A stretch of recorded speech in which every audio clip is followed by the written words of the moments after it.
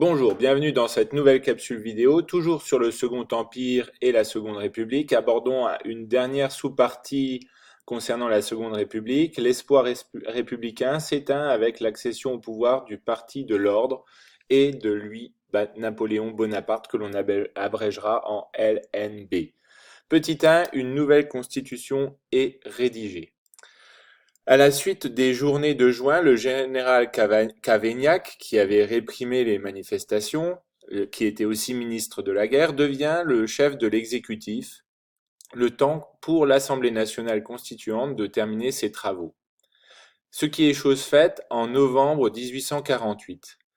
Quelle est la teneur de cette nouvelle constitution dans les grandes lignes? Il faut retenir 4 éléments. Premier élément, il y a la souveraineté nationale qui est réaffirmée. Par contre, il n'y a pas de mention du droit du travail. Troisième élément, un président est élu pour 4 ans, mais sans possibilité de renouvellement de son mandat. Enfin, une assemblée législative incarnera le pouvoir législatif.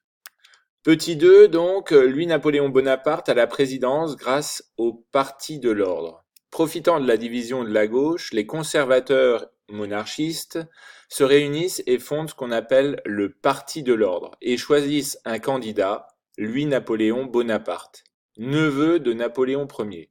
Le 10 décembre 1848, Louis-Napoléon Bonaparte est élu avec 74% des suffrages, soit 5,4 millions de voix, loin devant le général Cavaignac avec 1,4 million de voix et Lamartine avec 17 400 voix.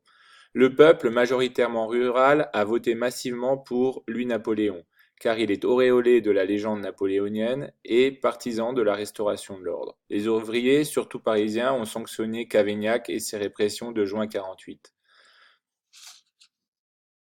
Dans son élan, le Parti de l'Ordre remporte les élections législatives de mai 1949 et donc lance une politique conservatrice. Par exemple, dans le domaine de l'éducation, la loi Fallou autorise la liberté de l'enseignement, ce qui a pour conséquence d'autoriser la création d'établissements privés, souvent religieux. Enfin, une loi du 31 mai 1850 limite le suffrage universel et oblige les citoyens à résider depuis plus de 3 ans dans une commune pour pouvoir y voter. Or, il y a un fort exode rural avec le début de l'ère industrielle. 3 millions d'électeurs sont alors, souvent des paysans devenus des ouvriers, sont alors exclus des listes électorales. Ils sont aussi souvent peu partisans du Parti de l'Ordre. On pourra alors se demander pourquoi peut-on dire que le conservatisme l'emporte à la fin de la Seconde République.